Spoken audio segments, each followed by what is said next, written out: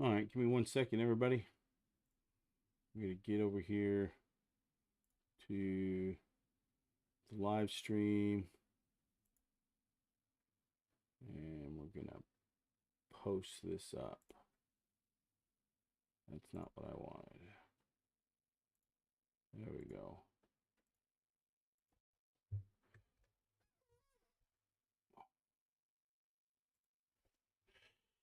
Do some admin work here real quick.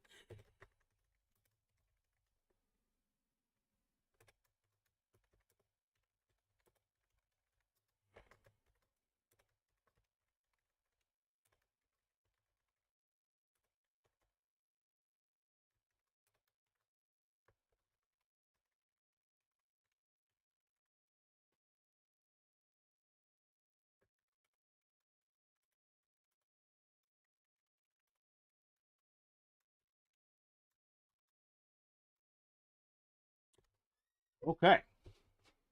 So we are going to put this in our podcast folder. No, we're not doing it for 8 a.m. We need to not schedule it. Come on. Stop scheduling. Publish. There we go. All right. So we are now published on Patreon. So that is a good thing here.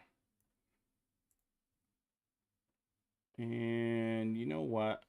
I think I'm going to share this post as well on to the Fans of Rusty Hammer Forge Messenger group, just because it's good information, you know, and that's what we're about.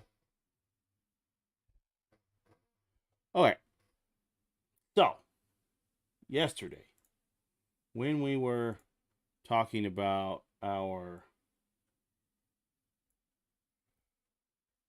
on the podcast, so that was episode 18,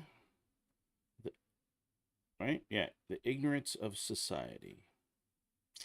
It's a good one.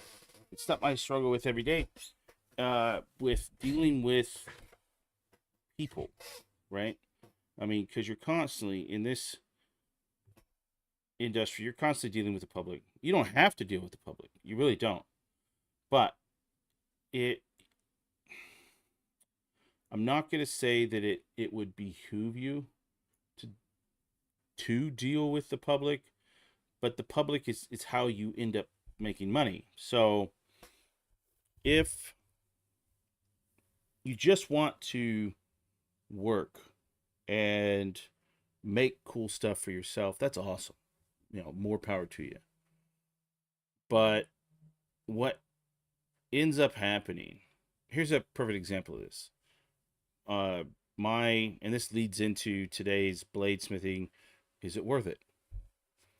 My old apprentice, Justin Riley, who runs Riley River Forge out of Dixie, Washington, he originally came into it because he wanted another hobby, but this hobby pretty much has taken over everything else.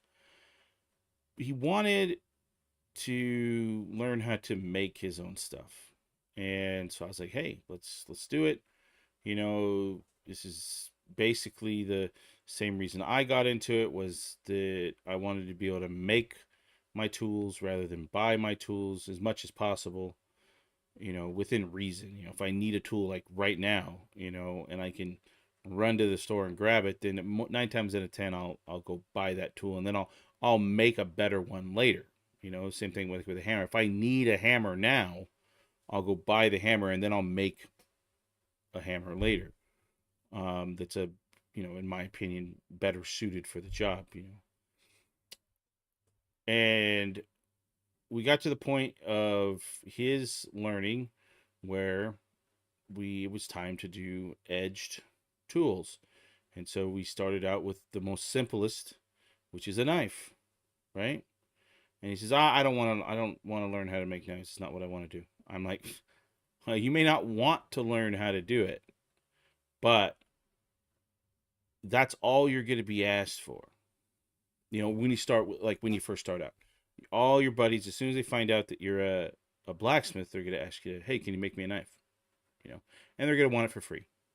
It's just nature of the beast, right? So, um, and then once you get over that stage, you can steer it where you want to go. I came into this, like he came into it wanting to just be able to make stuff and, you know, have a reason, more of a reason to like get welders and all this stuff together and really do what he wanted to do. And, you know, he salvages all kinds of steel all the time, and he's always, you know, repurposing stuff. And so it really fits him with what he wanted. And he still makes knives, but he doesn't do that as often. But he did go through that stage where that's all he was doing. And then he directed his craft where he wanted to go. I came into blacksmithing. You know, at first it was to make a knife. I mean, that's what I wanted to do. And then it got into more toolsmithing. But I still make knives because I really enjoy that process. I really enjoy that. That's the one tool that I can make that everybody needs. Period. The one tool that everybody needs. And so when I'm out there making a knife, you know, at some point, if it's the right price point, somebody's going to buy it. And they're going to love it, and they're going to cherish it for the rest of their life, my life, and it'll be handed down if they don't lose it, you know, to their kids and their grandkids. I mean, this is what happens.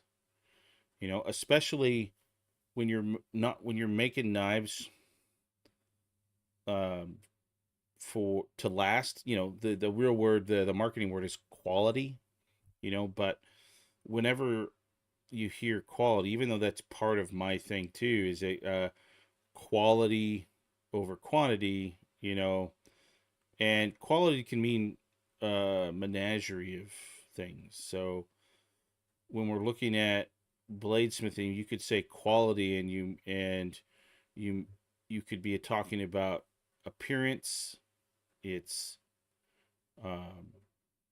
longevity. You could be talking about the way you go about it, quality work. You know, the work that went into it was A plus quality, right? But that's just you saying it, you know, until you get, you know, feedback from clients and they go, hey, yeah, this is a really good piece, but maybe it needs to lose some weight here, you know, a thinner blade, you know, a different bevel or whatever, what have you, you know. And that comes with time. But is bladesmithing worth it? Is it worth getting into? I think it is, and here's why. Let's say you're not in it to make money, right? You're not in it to, and I'm not talking a lot of money. I mean, just like you're not in it to make knives to sell them per se, right?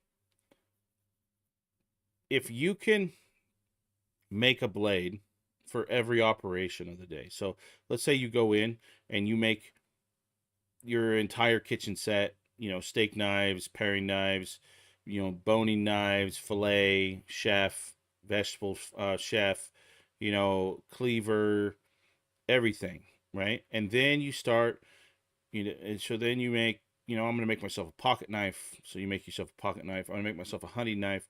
So you make yourself a hunting knife, you know, and then you just replace all of your own knives, right? And that could take you, you know, a year. That could take you 5 years, depending. All right. So, it really depends on what you want to do. Is it worth it? Yes, it is. Why is it worth it? Well, you're going to stop. You won't necessarily stop buying knives. Like if I see a knife that I've never seen before at an antique store, I'll go buy it just for the fact that I want to build it. All right. Or if I find a really good facsimile pattern for my chef knives that I want to put out so that I can get that blade shape every time, I will keep that around and basically profile grind to that shape. Or if I find a really good hunting knife, which I think a drop point hunter or, a hunting knife, a drop point will do pretty much everything you want it to do uh, around the camp, on the animal, when you're feeding freaking livestock, whatever. It's an everyday carry. Very utilitarian style blade. Bladesmithing is worth it if you're going into it for the right reason. If you're going into it to quit your job and make a living at it, no. Is it easier today to do that? Yes, but it's not the bladesmithing that allows you to make a living. What allows you to make a living is the earnings from like YouTube videos, right? That's what, or earnings from Patreon, or earnings from Instagram, earnings from Facebook. You know, the medium from which you're making that money, yes, is bladesmithing, but your sale of your knives is not how you are making a living. You are making a living as a content creator, right?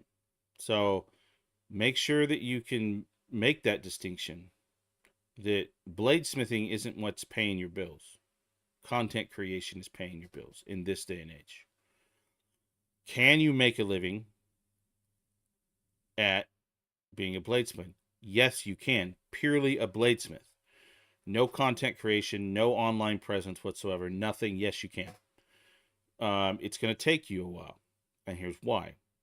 Because to be able to get into the realm of sales that you're going to need to actually make a living wage, to, let's say you're married and your wife works, and to replace your $50,000 a year job or your $75,000 a year job, you need to invest up to at least $200,000 over a period of time, of 10 to 15 years, right? And that is learning the basics of bladesmithing, getting ready to go into journeyman through ABANA, the American Bladesmith Association of North America.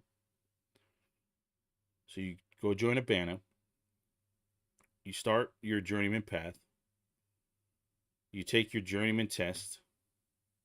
So you're looking at, smart-wise, you're taking 3. Some people learn are a lot quicker, don't get me wrong, but average person, right? You're talking 3 to 4 years of purely bladesmithing experience, trying to learn as much from other bladesmiths as possible, good and bad bladesmiths. The internet helps with this, but nothing is trumps, hands-on in-person training, visiting these smiths, and while you're learning, so that when you get into your journeyman, you have 2 to 3 years where you're just hammering down hard to make sure that you're gonna hit all your points when you go to take your test, right? So that's all material you got to buy, belts you have to buy, equipment you have to buy to get to that point, to where you're going to find a master smith that's going to put you through a journeyman test that will then, if you pass, recommend to the ABANA governing board that you're ready to take your journeyman, peer eval, right? And then you have to foot your own bill to get to one of the major blades right now. Now I'm kind of out of the mix when it comes to where they're at, but the last I checked, there was one in South Beach, California, and Atlanta, Georgia. There might be another one out there, but as far as I know, South Beach, and they may not even do testing down there. So let's just say this. I know for sure Atlanta, the Atlanta Blade Show, guaranteed that you go there, they're gonna, and they have the journeyman and master qualification peer evals. So excuse me. And let's say you do everything right. Let's say you do everything right. It is dead nuts to a T. Well, you're still at the whim of a board, a panel of judges, right? And if you aren't outgoing, if you aren't in the habit of networking hardcore, and you're just there to use them to get what you want, 9 times out of 10, you will waste a bunch of money your first time going down. All right. And then once you get turned away, the problem I have with this is it's not based upon a merit system.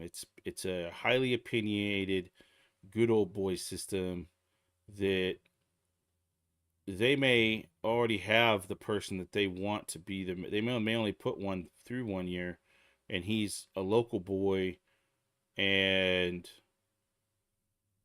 you may do everything right, hit all the points, but you're never gonna beat it. You're never gonna get pushed on if that's what their goal is. They're also can be swayed by they're having a bad day. You don't necessarily know who they are going down there, and you may freaking put your foot in your mouth, and then you basically fuck yourself over. All right. So you're into this already: plane ticket, room board, food, and let's say you do pass. Okay, you get pushed on. Bam, you're good to go. You met everything there is. So now you're into this. You know, almost 10 years. You're like 9 years maybe into this. Like I said, you can do it quicker. But the average Smith, you're into this 10 years now. All right. Then you have your master course where everything is stepped up, right? And then there's a crap ton of other guys out there and gals out there trying to do the same thing and trying to be that next master smith. Between 3 and 5 years is the time frame that they suggest that you take to make sure that the products you're putting out and presenting to them are master smith quality. And you still have to go through a master smith, a qualified master smith, to then be recommended to go to the peer review. All right. That's if you have no hiccups. That's if life doesn't reach up and freaking grab you by the short hairs and go, no, thank you, not happening. Right? So you're sitting there, you're, forking out all this money. Yes, you are, hitting as many of the shows as you possibly can. You're you're marketing yourself, which costs money, to try and get your name out there.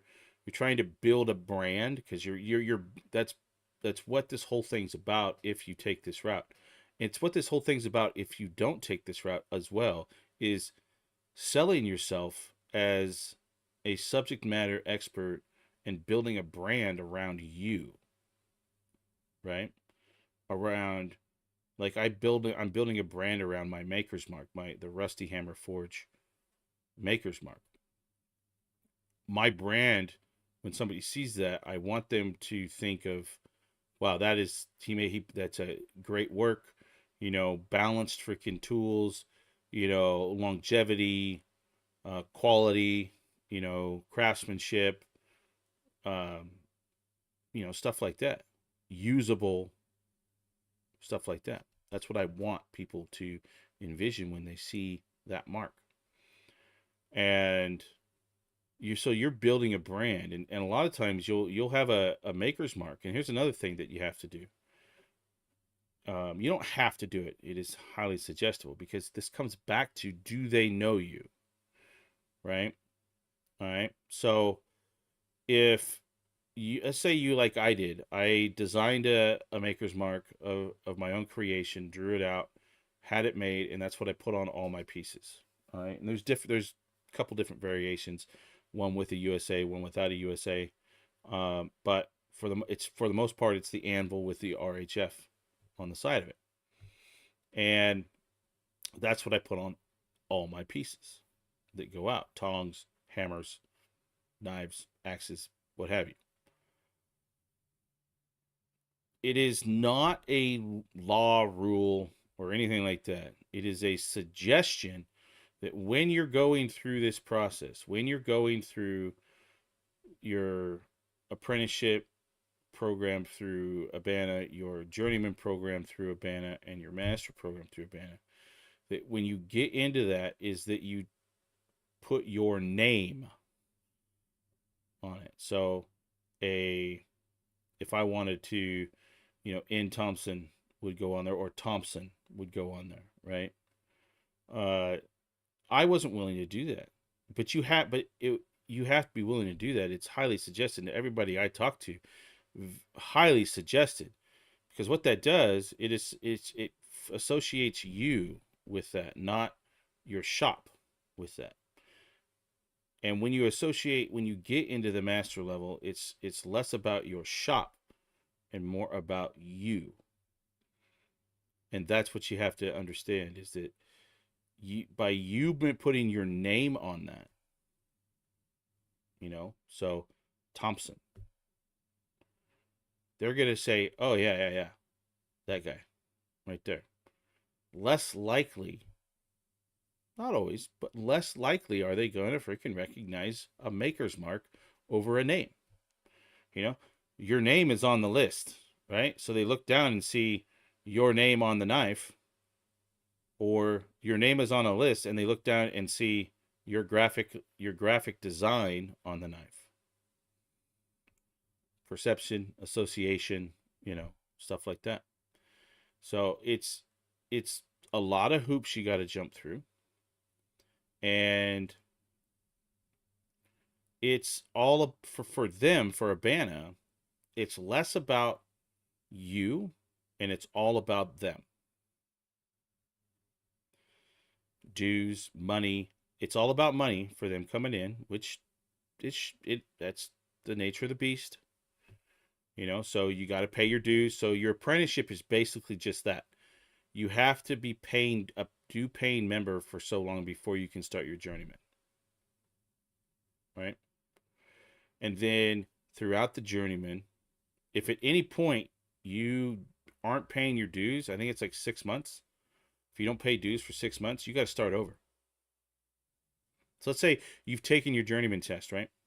And you were given the go ahead to go to Atlanta, which is for example, but life reaches up and says, nope, you can't afford the dues, and so you stop paying your dues. Well, if it's for 6 months or more, I believe, don't quote me on this, but I do believe, and you don't start paying your dues again, you got to start over. It doesn't matter if you pass that test. You got to start and make a whole new set. Go find the master smith again.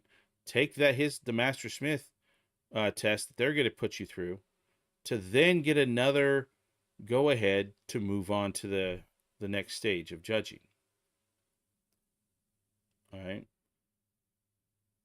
And here's another thing. You go through all of this stuff. Let's say you go through flying colors, bam, you get your master smith mark, you're putting it your last name on your blades, and right below that or right beside it you're putting your MS, or you're putting your MS on the other side, and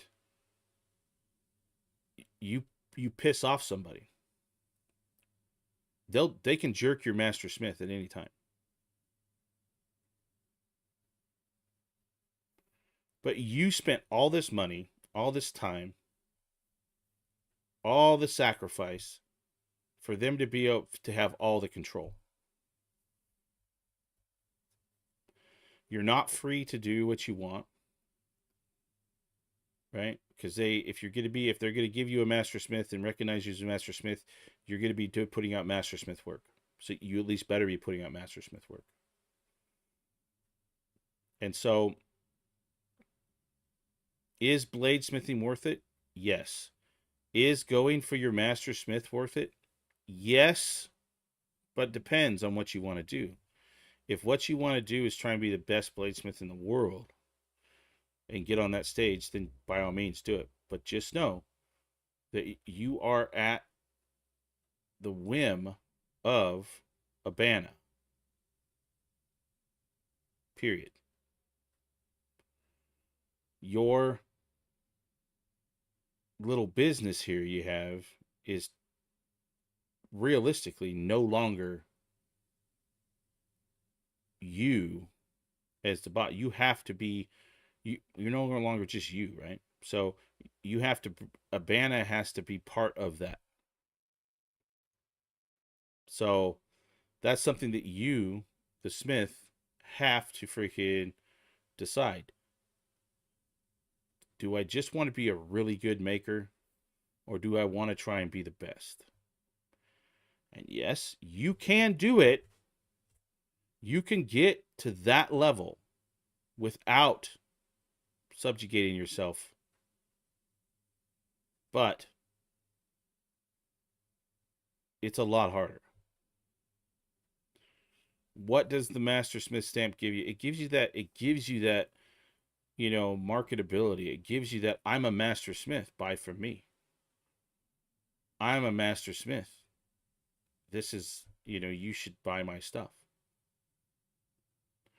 Right? So that's what it does for you, but you can get there without it.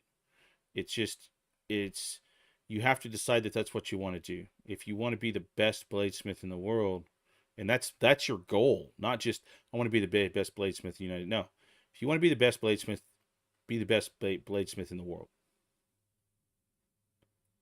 But you're gonna have to prove it time and time again that you are, and it doesn't, and you're always gonna be subject to, well, why aren't you a master smith then?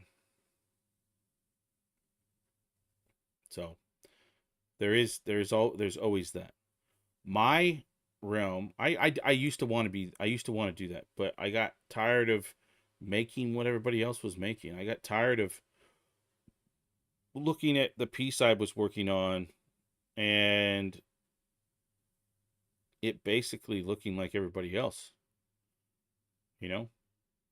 And so, and I love teaching people. And so that's where my avenue is, I love teaching. I love, uh, the experience of what others get by learning something new. That the light in their eyes, the man, they didn't understand what it took until now. That body draining tired that you get when you first do it. That first soiree into it. That's why I do it. So yeah, bladesmithing is definitely worth doing. It's even more worth doing if you're doing it for yourself, in my opinion. There's no better, in my opinion, counseling at the end of a long hard day. If you got problems going on at work, come home, light the forge, heat and beat over and over again. Work things out, because it, like we've talked about in other episodes, bladesmithing and blacksmithing highly focuses the mind. All right, it's good exercise. It's great cardiovascular exercise.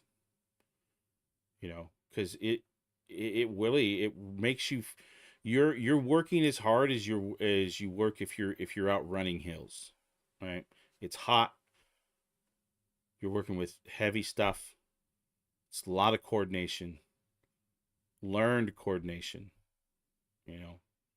So even if you have the big tools, the focus only gets more, because there are times where you, if you're working with with a press or a power hammer, they are way less forgiving when it comes to you making a bonehead move and sticking your hands where it shouldn't belong. Right? You hit yourself in the hand with a freaking hand hammer. Yeah, it's gonna hurt. You might break a hand, but you're not gonna lose a freaking arm. You're not gonna lose a hand, right? You'll lose body parts with those. So blacksmithing and bladesmithing is definitely worth it. It works the brain in a way to where it forces you to be more focused. You start looking at things differently once you get to a certain point in blacksmithing and bladesmithing. Once everything starts to click, everything else in life just becomes easy. Your coordination goes way up. Your balance goes way up. You can be a very big dude like myself who, for example, you go to a doctor and they say you're unhealthy, but you're doing things that other people can't. You know, you can, because of the amount of muscles that you work, they can't measure that in your body, but you can feel it. So what it does for you health wise is it really pushes your entire body, mentally, physically, emotionally. And so yes, it is 100% worth it. If you are, always hurting and sore and you can't do anything about it, blacksmithing, for some reason, especially for me at least, it just melts it away. If I'm sick, I go out in my shop, fire the forge up. Bam. I don't feel sick anymore. If, well, when my knees swell up because I've, maybe eaten the wrong freaking thing, and my ankles swell up, and I hobble my ass out to the shop. It hurts till I start forging. Basically, what that amounts to at the same time, it works your body from the inside out. But what it does, it focuses the mind once again. It gets you thinking about something else. The mind is such a powerful thing that you won't even feel hurt because you're not thinking about being hurt. You're thinking about making whatever you're making and going through the steps and hitting your points, and you're just highly focused, and it bleeds over into everything else. It allows you to, point of fact, when I'm teaching somebody how to throw, I'll turn 43 this year. I am over 300 pounds, used to be 350 pounds, probably not that anymore. And I'm able to do things that these 18, 19-year-olds can't do. And it's not that they can't do it. They haven't been working like I have, you know? And I don't look like I can move because I'm big. I don't look like I can balance because I'm a little heavy, you know? But blacksmithing has allowed me to basically harden my body where it needs to be hardened. All the little muscles, because when you're swinging a hammer, you're swinging that hammer from your toes all the way to your fingertips with every muscle in your body. And that's what it does for you. It works those little muscles that are the first to go when you're not using them. It works your core. It works all the little muscles in all your joints. It strengthens those when other parts of your body start failing. You're going to be able to keep going because of those little muscles. And I can feel it when I don't forge for a while, but other things like this last summer when I was working on the little house in the back of the property, I was climbing on roofs. I was, basically holding on to freaking rafters with my butt cheeks and holding on to, uh, you know, underlayment with my butt cheeks. And that does a lot for you. But what it also does, but you still use blacksmithing because you've now learned how to focus on what you're doing and get things done, even if you might be a little afraid of heights. And I'm not afraid of heights. I'm just wary of getting on things because of how big I am at times. I I I have learned to be wary of that because not everything is weight tested to support me, right? But it does a lot for you. So yes, bladesmithing at its core, blacksmithing at its core is definitely worth getting into. It doesn't have to cost you a lot of money, but it can cost a shit ton of money, right? If you start pushing that realm of I'm going to want to go be a master smith, then you better be ready to open up your checkbook. You got to get the power hammers, you got to get the presses. You have to go that route because when you're in this very competitive field of the best smiths in the world, everybody else is doing that.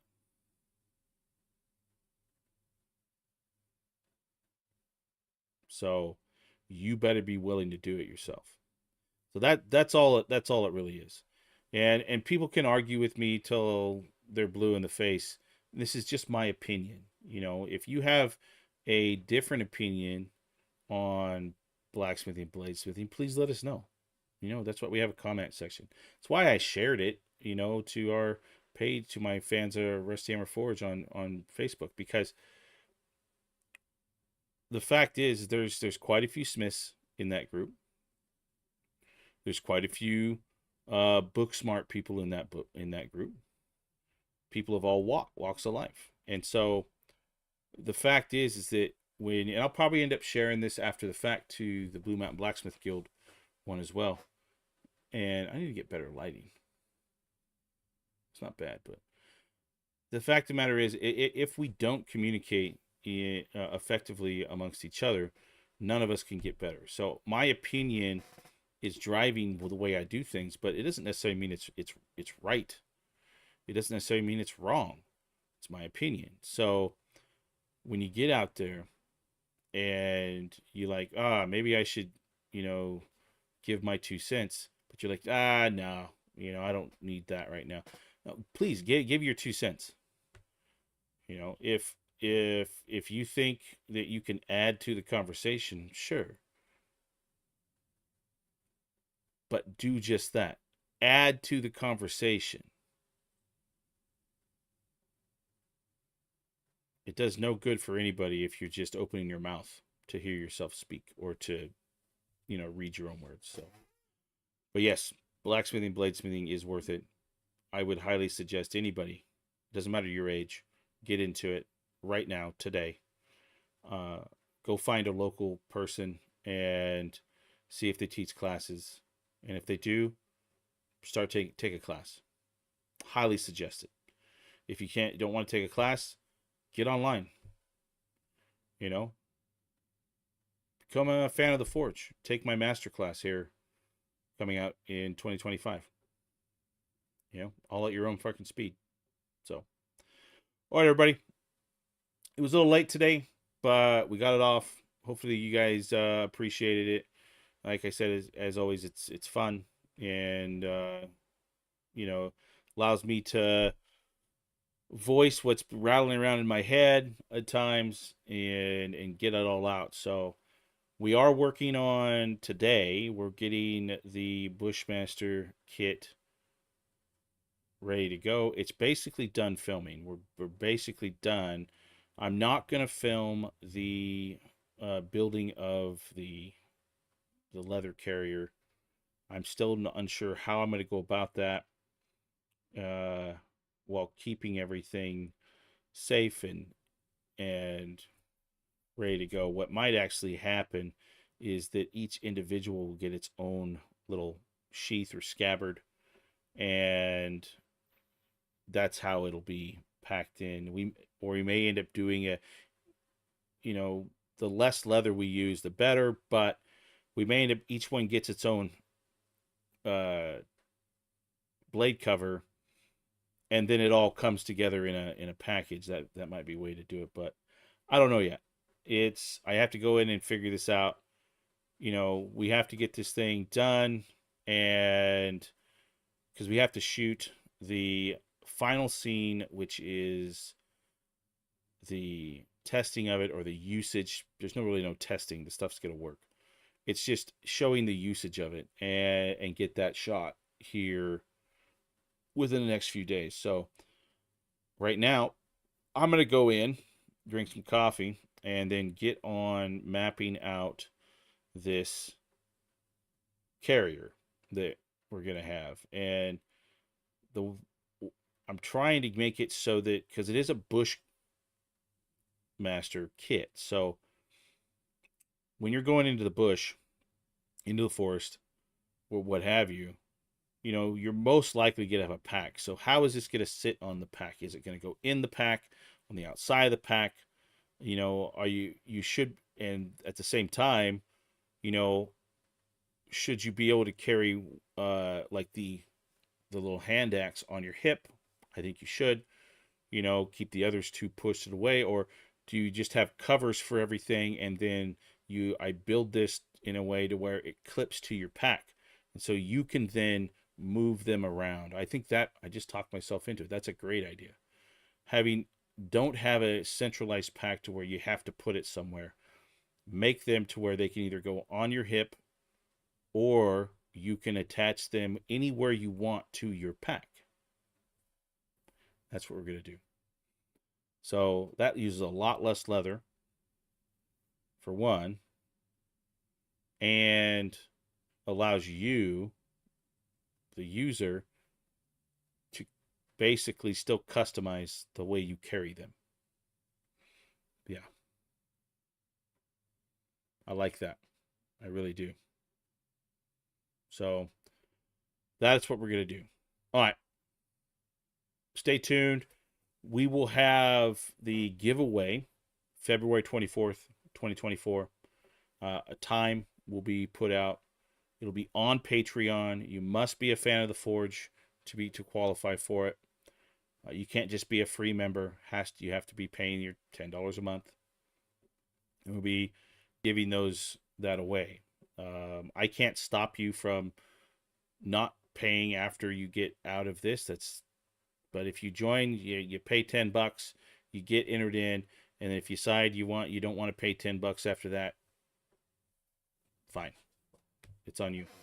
So, but I do appreciate everybody that will and has joined Patreon.